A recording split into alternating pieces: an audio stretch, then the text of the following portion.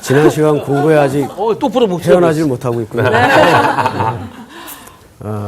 아주 복습을 온몸으로 하네요. 네. 좋아요. 잘 지냈죠? 네. 우리 이왕 한 김에 우리 상훈 학생이 복습 테이프를 한번 끊어보시죠. 오늘은 저를 안 시킬 것 같아요. 지난 시간에 수건에 대해서 공부를 했죠. 네. 수건을 공부하면서 은근히 지금 고린도후서를 공부하고 있지만 출애굽기 32장으로 가서 첫 번째 돌판과 그리고 34장에서 두 번째 돌판에 대해서 공부를 했습니다. 돌판을 받고 돌아올 때 모세의 어떤 광채가 하나님과 함께함으로 해서 강체가 일어났던 걸 밑으로 내려왔을 때 이스라엘 백성들이 너무 그 눈부심이지만 두려움의 어떤 그런 게 있었기 때문에 차마 가지 못했거든요. 그래서 끝나고 나서 수건으로 다시 모세가 이 백성들을 위해서 수건을 가렸지 않습니까? 그러면서 이 모세의 수건은 우리가 한마디로 얘기해가지고 장차 없어질 것들인데 이거조차도 거기에 우리가 보이는 거에 너무 우리가 너무 좀 치중하지 않았나. 하지만 영원한 하나님의 말씀, 복음에 대해서 우리가 집중을 해야 되지 않을까. 공부를 했습니다. 그러면서 마지막에 우리가 과연 거울을 봤을 때 우리 모습이 어떻게 비춰질 것인가, 내 자신이 비춰질 것인가, 아니면 주님의 영광이 비춰질 것인가. 그건 바로 여러분의 선택입니다. 잘해. 오늘 더 이상 이론의 여지가 없네요. 난 잘했어 오늘.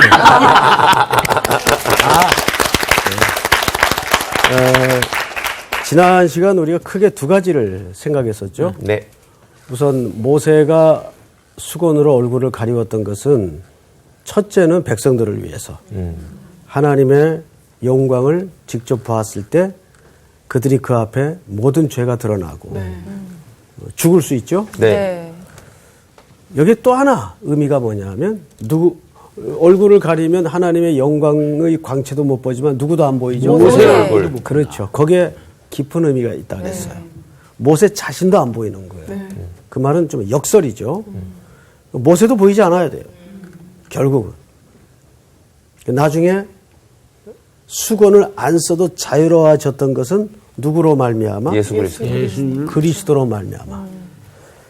자유로워지면서 나도 간 곳이 없고 주님만 드러나는. 이게 지난주 공부의 결론이었어요. 설명 아주 정확하게 잘 해주셨습니다. 어떻게? 마지막으로 지난주 결론 부분이 거울을 봤는데 뭐가 나타나요? 주의 영광. 내 모습이 보여야 되잖아요. 같은 얘기입니다. 그러니까 내 모습 속에서 누구의 영광이 드러나야 돼요? 주의 영광. 주의 영광. 자, 오늘은 이제 4장으로 넘어갑니다. 오늘 수업 고린도후서 8강 복음을 혼잡하게 하지 말자. 우리 저기 수혜 학생부터 두 절씩 그리고 한 절 한 절 이렇게 읽읍시다. 그러므로 우리가 이 직분을 받아 긍휼하심을 입은 대로 낙심하지 아니하고 이에 숨은 부끄러움의 일을 버리고 속임으로 행하지 아니하며 하나님의 말씀을 혼잡하게 하지 아니하고 오직 진리를 나타내므로 하나님 앞에서 각 사람의 양심에 대하여 스스로 추천하노라. 만일 우리 복음이 가리었으면 망하는 자들에게 가리어진 것이라. 그 중에 이 세상 신이 믿지 아니하는 자들의 마음을 혼미하게 하여 그리스도의 영광의 복음의 광채가 비치지 못하게 함이니 그리스도는 하나님의 형상이니라. 우리는 우리를 전파하는 것이 아니라 오직 그리스도 예수의 주 되신 것과 또 예수를 위하여 우리가 너희의 종 된 것을 전파함이라. 어두운데 빛이라 말씀하셨던 그 하나님께서 예수 그리스도의 얼굴에 있는 하나님의 영광을 아는 빛을 우리 마음에 비추셨느니라. 네. 좋습니다. 근데 이제 오늘 분량은 6절에 불과하지만 여기 좀 어마어마한 주님에 관한 이야기가 담겨져 있기 때문에 여러분 좀 기대를 가지고 접근해 주셨으면 좋겠어요. 자, 우선 4장 1절을 보시면 그러므로 우리가 이 직분을 받았어요. 혹시 지난 시간에 그러니까 지지난 시간이 되겠죠? 우리의 그 직분을 새 언약의 일꾼으로 소개됐던 거 기억나죠? 근데 또 하나의 직분이 오늘 소개돼요. 그게 뭐냐면 그러므로 우리가 이 직분을 받았대요. 이것은 이미 앞에 어떻게 언급한 내용을 지금 받는 느낌이 들죠. 네. 그럼 어떤 직분일까 해서 우리가 3장 6절을 한번 보십시다. 3장 6절. 3장 6절을 우리 향기 학생이 한번 읽어보세요. 그가 또한 우리를 새 언약의 일꾼 되기에 만족하게 하셨으니 율법 조문으로 하지 아니하고 오직 영으로 함이니 율법 조문은 죽이는 것이요 영은 살리는 것이니라. 돌에 써서 새긴 죽게 하는 율법 조문의 직분도 영광이 있어 이스라엘 자손들은 모세의 얼굴에 없어질 영광 때문에도 그 얼굴을 주목하지 못하였거든. 하물며 영의 직분은 더욱 영광이 있지 아니하겠느냐. 네. 영의 직분. 영의 직분이라는 표현이 나오죠. 네. 모세의 얼굴에 그 없어질 영광을 보고도 대단하게 생각을 했는데 네. 영원히 사라지지 않을 영광. 그걸 여긴 영의 직분으로.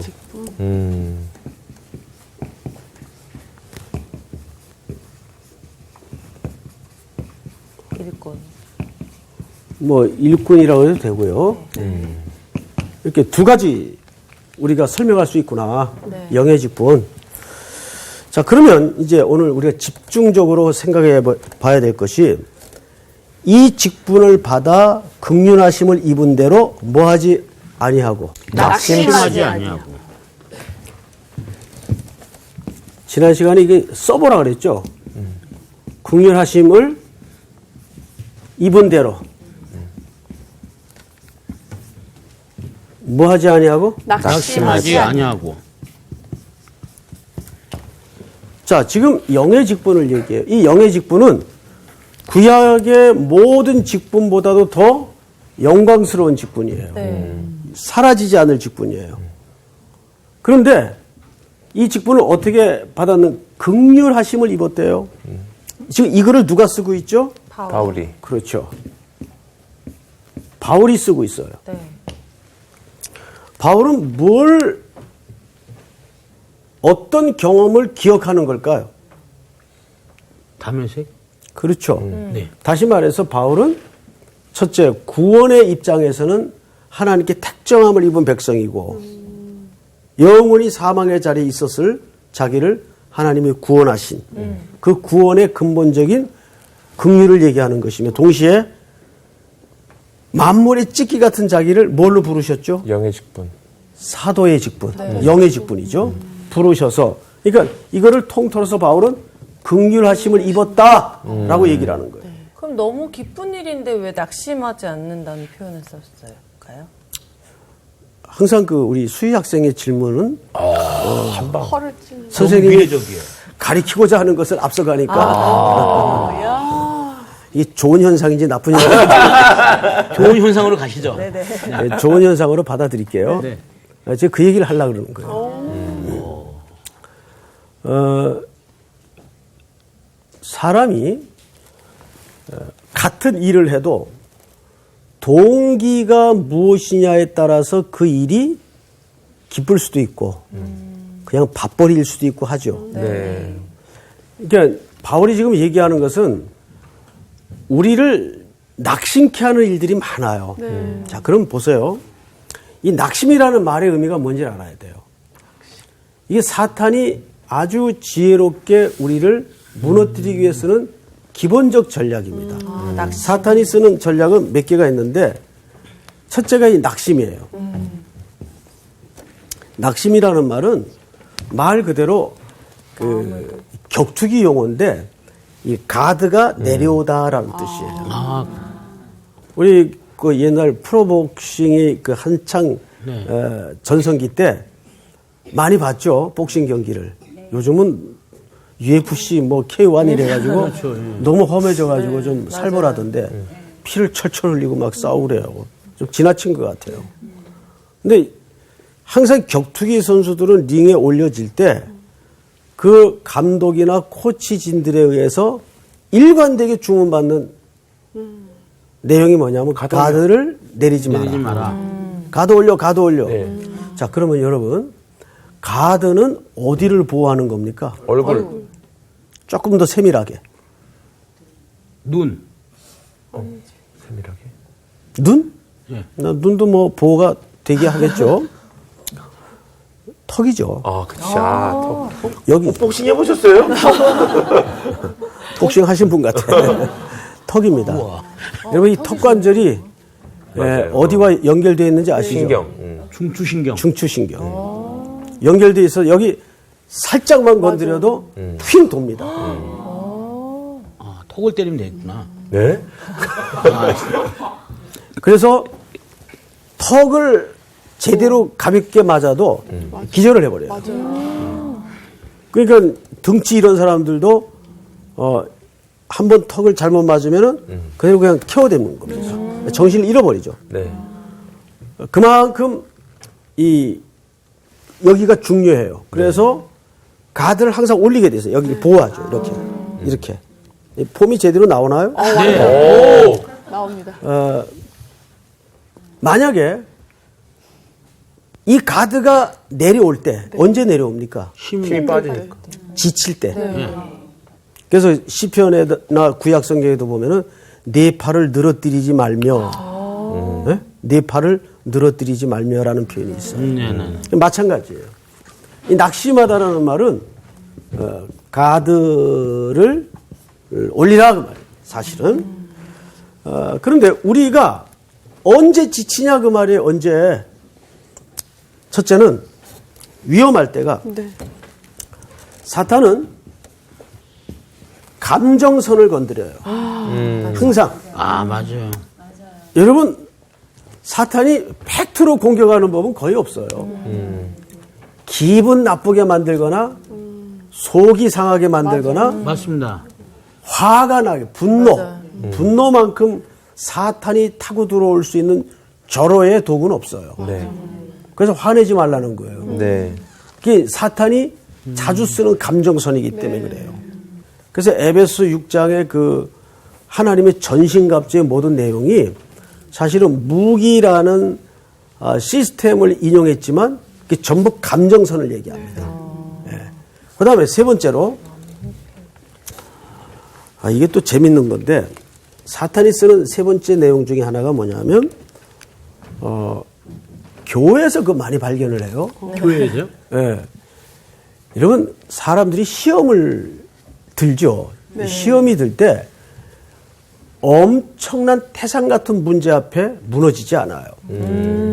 항상 자질구레하거나 사소한 데 넘어져요. 네. 밥 세 끼에 무너진다고. 제가 이제 어느 그 목사님이 쓰신 책을 읽다가 참 곧 공감했던 게 하나 있는데, 우리 광우 형제 저기 군대 갔다 왔죠? 네. 군에서 제일 힘든 과정이 뭐였습니까? 기억 속에. 행군. 그렇죠. 뭐 어떻게 안 갔다 온 사람이 더 잘하나? 화생방도 힘들었고. 화생방이야 잠깐 지나가잖아요. 네. 한 번 울고 나면 끝나는 그렇죠. 건데 예. 행군이 진짜 힘들죠. 행군이 진짜 힘들죠. 정말 힘들죠. 예. 나 뭐 갔다 왔나 봐.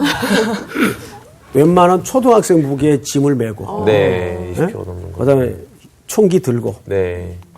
그리고 이제 길도 무슨 잘 닦아진 길이 아니잖아요. 네. 그리고 여름에 한번 출발해 보세요. 죽어나는 거죠. 네. 그런데 저도 이제 행군을 해봤지만 행군을 하는데 제일 힘든 게 뭔지 아세요? 물집? 위에서 내리쬐는 태양도 아니에요. 발이 물집? 웬만하면 물집은 처방이 돼요. 군대에서 다 노하우가 있어요. 그런데 군화 속에 이 묻어 들어오는 왕모래 알갱이 하나가 군화 밑에 안착이 되면 그러니까요. 맞습니다. 그게 돌아다니는 게 아니라 한 군데 딱 안착이 돼가지고 계속 쓸립니다. 맞아요. 이 빼면 안 돼요, 중간에? 같이 가는데 계속 걸어가는데 안 돼. 안 돼요? 멈출 수가 없잖아. 계속. 그리고 과정에서 주춤할 수가 없어요. 뒤에서 막 오는데. 그 나중에 이제 이렇게 감각이 없어지죠. 그러면 그게 이제 뻘겋게 벌어져 있어요. 그런 데서 이제 낙오가 됩니다. 그런 경우 굉장히 많이 봤습니다. 네. 그 신발 틈새로 스며들어오는 모래 알갱이가 제일 힘들었다 그래요. 그 목사님 그래 보니까는 깊이 공감이 가는 거예요. 네. 그런데 우리 신앙인들의 삶이 그래요. 뭐 오히려 엄청난 시험은 좀 대비를 하고 있어요, 보통. 그래서 거기에 무너지는 예는 그렇게 많지 않아요. 맞습니다. 근데 되게 무방비 상태로 있다가 사소한 게 걸릴 때 네. 발끈하거나 그 사소한 이익에 그냥 아, 맞아. 야비해지고 양심을 팔게 되고 무너지는 걸 봐요. 이게 사소한 걸로 건드려요. 항상 엄청 그러니까 뭐 집에서 가족 구성원끼리의 어떤 언어 속에서 비수가 담길 때 이 참 못 견디는 거죠. 그래서 저는 최고의 이 사탄을 향한 방어책은 서로 그 대화하는 방법을 좀 배워야 된다고 봐요. 네, 맞습니다. 우리 한국 사람들이 대화를 잘 못해요. 맞아요. 저도 마찬가지고. 말을 해도 이렇게 과정을 다 설명해서 그래서 이런 거야라고 설명을 하면 되는데 거두절미하고 몸뚱아리 다 잘라놓고 그냥 결론만 얘기해. 네. 그 상대방은 이게 기분 나빠서 하는 얘기인지 기분 좋아서 하는 얘기인지 전혀 감을 못 잡을 때가 있어요. 맞습니다. 예. 이게 이제 대화법이 서툴어서 네. 남의 얘기도 잘 안 들어주고. 잘 안 듣죠. 자기 듣는 얘기. 훈련도 안 돼 있고. 그러니까 이런 서툰 커뮤니케이션을 사탄이 노려요. 네. 기가 막히게 잘 알아요. 사탄은 전략가입니다. 우리가 만만히 볼 상대가 아니에요. 그다음에 우리가 눈치 못 채는 거 하나 있어요. 눈치 못 채는 거.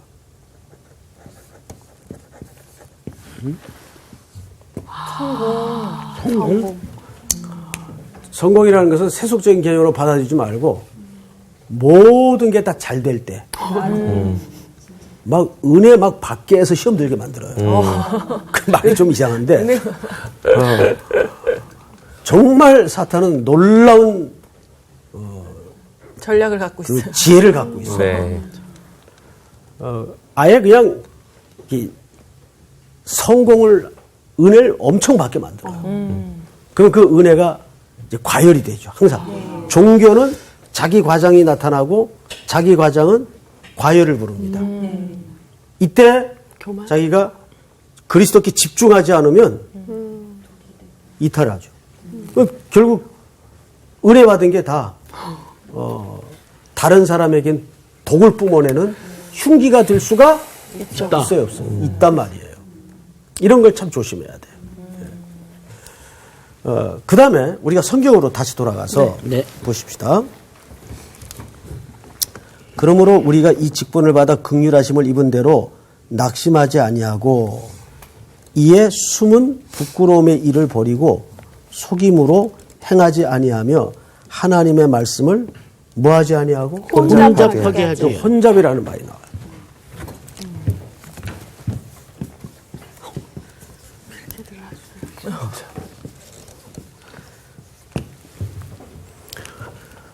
원래 저 혼잡이라는 말은 주조 과정에서, 그러니까 술을 만들 때 사용되는 표현이에요.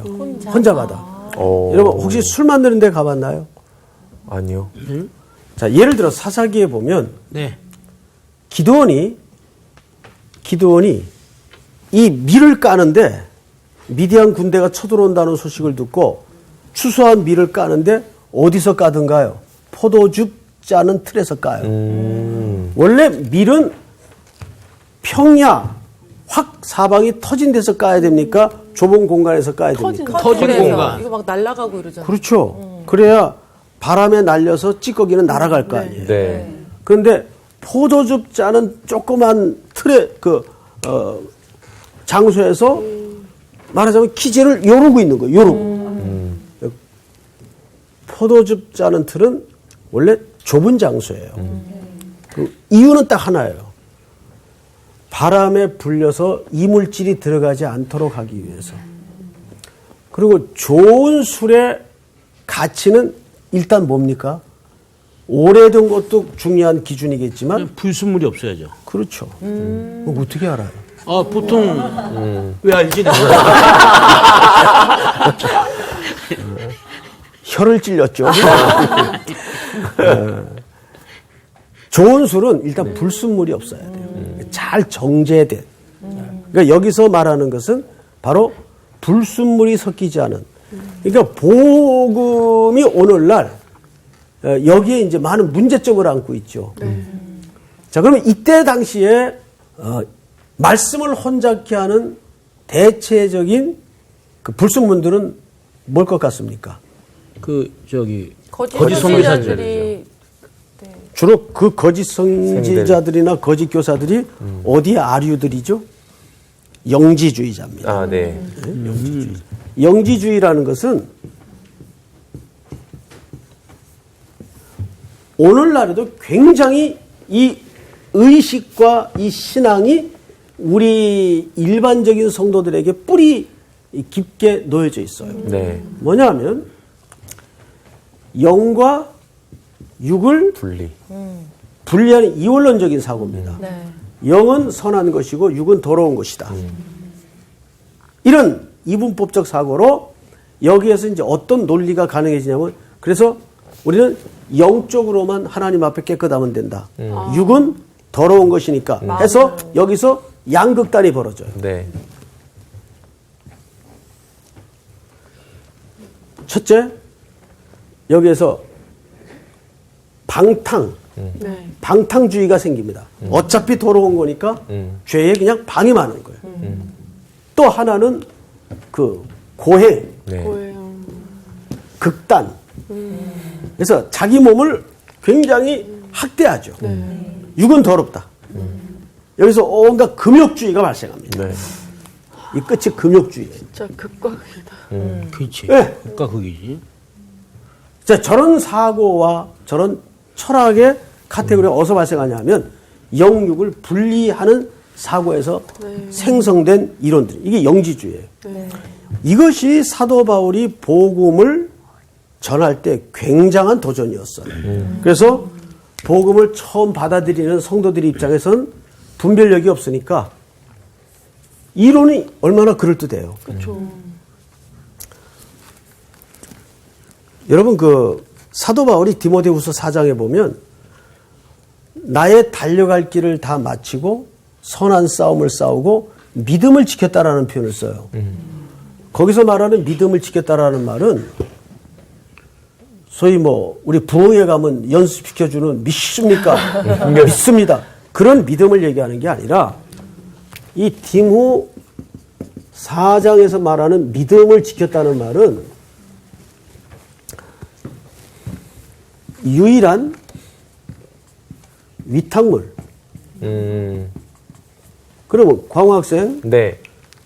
하나님께서 사도 바울에게 맡긴 그 지켰다 그랬으니까. 네. 그 뭔가를 맡았을 거 아니에요. 네. 맡긴 둘도 있을 수 없는 유일한 위탁물이라면 네. 뭘 것 같습니까? 예수 그리스도의 복음. 복음이죠. 네. 여기서 말하는 것은 복음을 얘기하는 거예요. 네. 바울은 평생 하나님이 그의 손에 전하라 맡겨준 이 복음을 들고 전전긍긍하면서 발발 떨면서 이것만 집중하다가 일생을 마친 거예요. 네. 그 과정이 뭘까요? 복음을 혼잡하지 않도록 네. 격렬하게 시대와 싸웠어요. 또 혼잡케 하려는 모든 시도와 맞서서 싸웠단 말이에요. 네. 그때나 지금이나 성도들의 큰 전쟁은, 보이지 않는 전쟁은 진리 싸움이에요. 오늘날에도 마찬가지고. 이렇게 하나님의 말씀을 바르게 배우는 열정이 또한 더 필요한 시대를 우리가 지금 맞이하고 있고. 어렵습니다, 시대 자체가. 자, 성경을 또 한번 보십시다.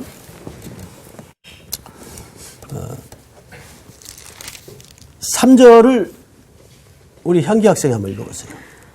만일 우리의 복음이 가리였으면 망하는 자들에게 가리워진 것이라. 자, 여기 보면 복음이 어떻게 됐다고 되어 있죠? 가리워졌다. 가리워졌다. 조금 더 읽어봅시다. 이어서 4절 시작. 그 중에 이 세상의 신이 믿지 아니하는 자들의 마음을 혼미하게 하여. 자, 잠깐만. 이 세상의 가리워졌다, 혼미하다. 또 계속 읽어보세요.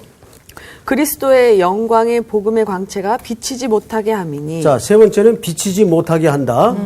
자, 5절을 우리 광호 학생 읽어보세요. 우리는 우리를 전파하는 것이 아니라 오직 그리스도 예수의 주 되신 것과 또 예수를 위하여 우리가 너희의 종 된 것을 전파함이라. 어두운 데에 빛이 비치라 말씀하셨던 그 하나님께서 예수 그리스도의 얼굴에 있는 하나님의 영광을 아는 빛을 우리 마음에 비추셨느니라. 우리 마음에 어떻게 했다? 비추셨느니라. 자, 첫 번째 가리웠다. 두 번째는 혼미했다. 혼미하게 했다. 세 번째는 비치지 비치지 못하게 했다.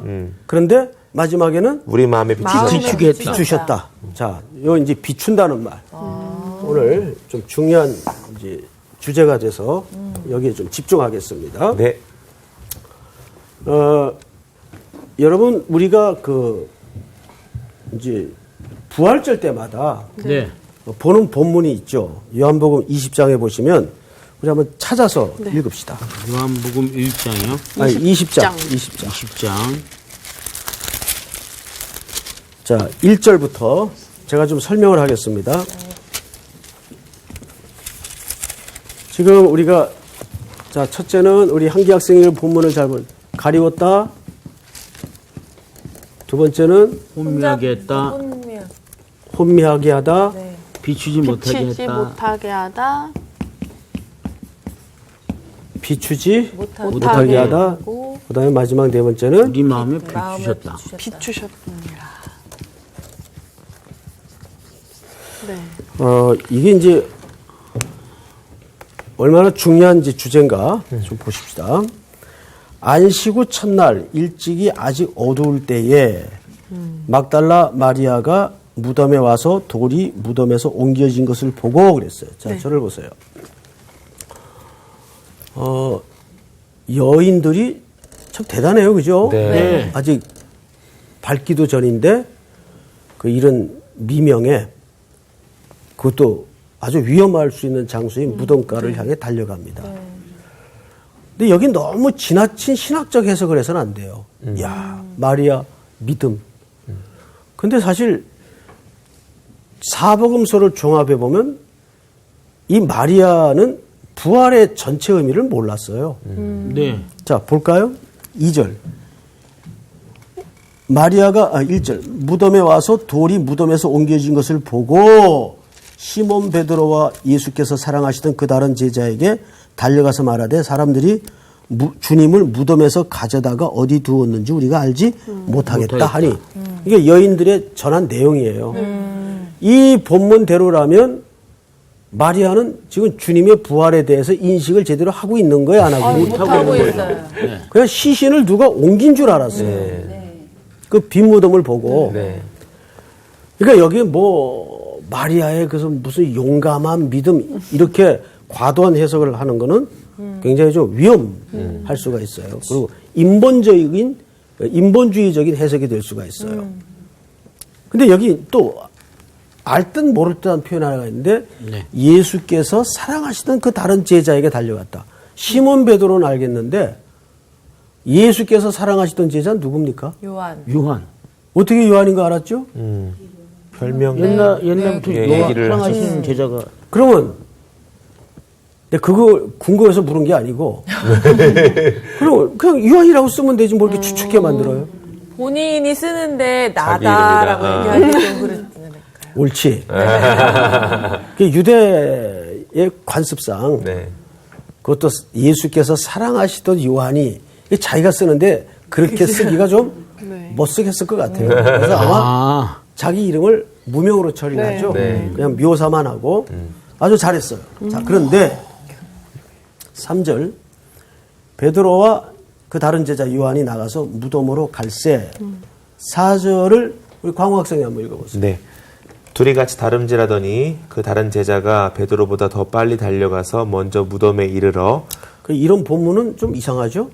지금 달리기 경주하는 것도 아니고 축지법. 그 누가 빨리 달린 요한이가 거예요? 더 빨리 갔던데. 내가 왜 먼저 그랬을까? 빨리 가요. 네? 요한인가 저자니까요. 내가 저자라고 더 빨리 달리나요? 사랑해서. 내가 더 사랑해서 더 궁금해서 더 빨리 갔다. 그럴 수 있어. 내가 더 여러분 간절하다. 파리 박물관에 그 소장된 베르낭인가요? 근데 이제 이름이 정확치 않은데 이 요한과 베드로의 달리는 장면, 새벽 부활절 달리는 장면 그림이 있어요. 그림이 있어요? 찾아보면 그 그림을 잘 보시면 요한이 더 훨씬 젊어요. 맞다. 젊어. 맞아. 그렇다. 맞다. 베드로 나이가 좀 들었어. 요한이 젊어요. 이미 베드로는 이때 나이가 많고. 네. 예. 그 이상의 의미를 네. 부여하지 마세요. 예. 자, 그런데 이제 초점은 그게 아니고 4절, 5절 구부려 세마포 놓인 것을 보았으나 들어가지는 아니하였더니 이상하죠? 이상한데요? 네? 자, 이거는 제자 공동체 질서를 좀 생각해야 됩니다.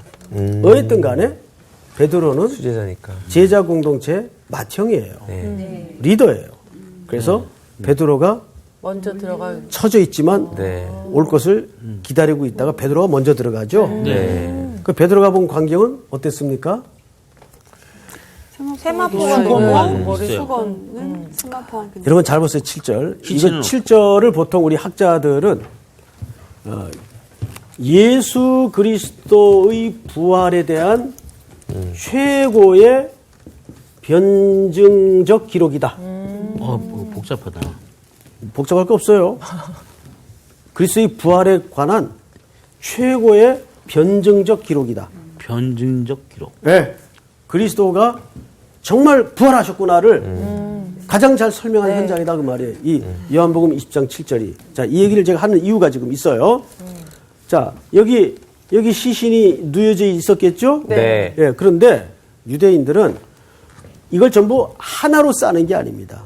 몸을 싸는 수건이 따로 있고 머리를 싸는 수건이 따로 있어요. 그러니까 보니까 이 수건이 떨어져 있었다 그 말이에요.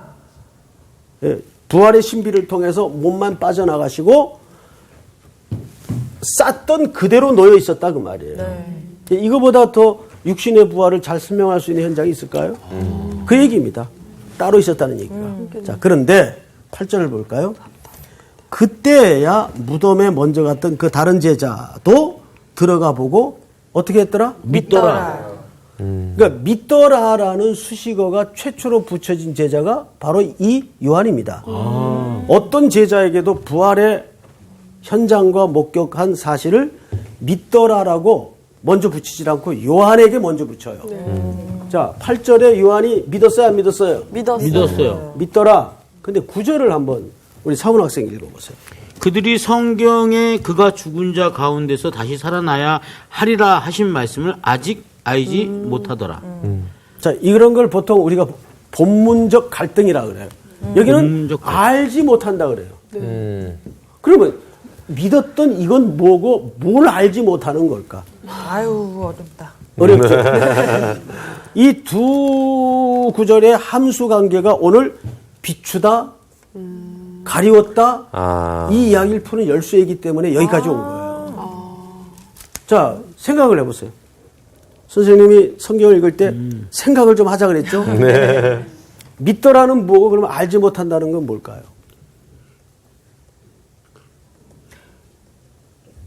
믿더라는 그러니까 예수님의 그 시체가 사라진 거를 마리아를 통해 들었잖아요. 네.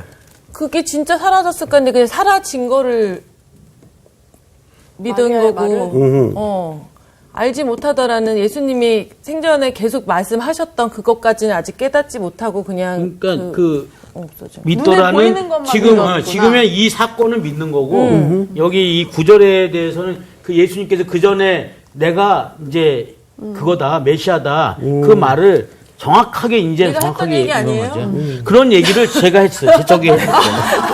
제가 두 분이 같은 얘기를 했어요. 네, 정확하게 그 얘기입니다. 여기서 믿더라는 말은 소위 신앙의 측면에서 믿더라는 말이 아니에요. 그 부활이라는 팩트. 네. 그걸 믿었어요. 근데 전체 의미는 알지 알지 못한다. 아직 알지 못한 거예요.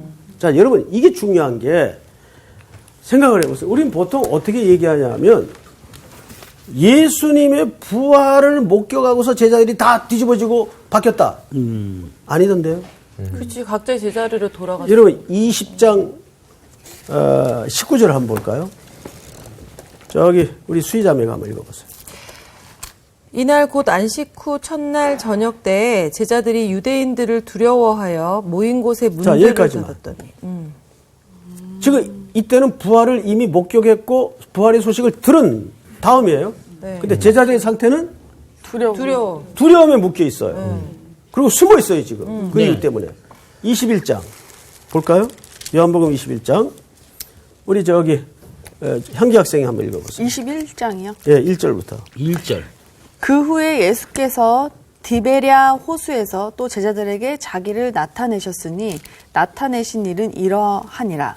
시몬 베드로와 디두모라 하는 도마와 갈릴리 가나 사람 나다니엘과 세베대의 아들들과 또 다른 제자 둘과 함께 있더니 시몬 베드로가 나는 물고기 잡으러 가노라 하니 그들이 우리도 함께 가겠다 하고 나가서 배에 올랐으나 그날 밤에 아무것도 잡지 못하였더니 자, 보세요. 네. 이게 부활 이후에요. 목격도 했고 들었던 사람들이에요. 네. 근데 지금 고향으로 다 떠났어요. 부활이 이들에게 능력이 돼요? 안 되나 봐요. 부활의 팩트, 사실이 이들에게 아무 능력이 되고 있지 않아요. 더더군다나 누가복음 24장에 보면 엠마오로 낙심해서 슬픈 얼굴을 띠고 내려가는 네, 두 제자를 두 제자. 볼 수가 있어요. 네. 그럼 적어도 예수님의 부활이 이들에게 지금 아무 영향력이나 능력이 되질 않고 있단 말이에요. 나타나시기까지 하셨는데. 당연하죠. 왜 그랬을까? 이때 여러분 우리가 시간이 없으니까 제가 그냥 설명을 드릴게요. 엠마오 도상으로 향하던 두 제자에게 예수님이 뭘 풀어주죠? 말씀. 맞아. 하나님의 말씀을 풀어주잖아요. 선지자의 글과 모세의 글과 시편에 기록한 모든 메시아에 대한 기록을 하나씩 설득하여 풀어줍니다. 그때 그들의 눈이 거두어지고 열리면서 서로 뭐라고 얘기합니까? 말씀을 풀어주실 때 우리의 속이 뜨겁지 아니하더냐. 거기서 변화가 일어나는 거예요. 드디어 이 부활이라는 팩트와 구약에 예언된 하나님의 말씀이 어떤 함수관계와 어떤 의미가 있는지를 그때야 제대로 봤단 말이에요. 그 전까지는 부활? 알아. 봤어. 들었어. 그런데 그렇게 십자가에 무기력하게 죽어가던 분이 살아나신들 오늘 나하고 무슨 상관이 있겠어. 이렇게 된 거예요. 근데 그 속에 뭐가 들어가자? 말씀. 성령. 근데 이게 누가 깨우쳐 주시는 지식이에요? 그리스도께서 성령의 역사를 통해 말씀을 열어주실 때. 그러니까 여러분 결국 우리의 마음에 가리워지고 비추어지지 못하는 것은 결국은 성령과 하나님의 말씀이 안 들어가서 그래요. 결국 그래서 예수님이 성경대로 다시 살아나사 항상 성경대로예요. 부활이라는 팩트를 보고도 제자들은 별 영향을 받지 못했어요. 그런데 그 속에 구약의 예언의 말씀이 풀어지고 성령이 역사되면서 여러분 베드로가 사도행전 2장에 3,000명, 5,000명 하루에 돌아오는 어마어마한 설교를 하면서 뭘 설교했나요? 그 시편에 예수님이 가르쳐 주신 그 말씀을 설교합니다. 시편 16편 10절 말씀. 음부에 버려두지 아니하시고 그 부활의 약속이거든요. 그러니까 결국은 하나님의 말씀이 승부를 짓는 거예요. 우리 성서학당 주님 오시는 그날까지 파이팅! 화이팅! 오늘은 공부.